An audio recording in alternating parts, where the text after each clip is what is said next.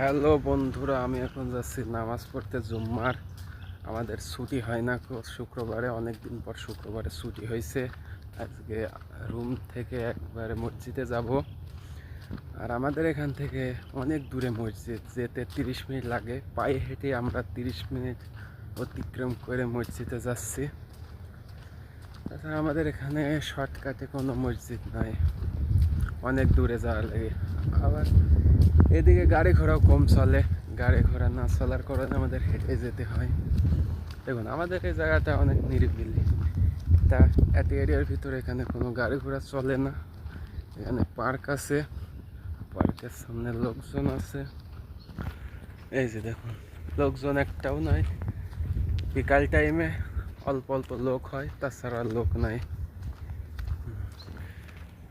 এই যেখানে দেখুন, এখানে অনেক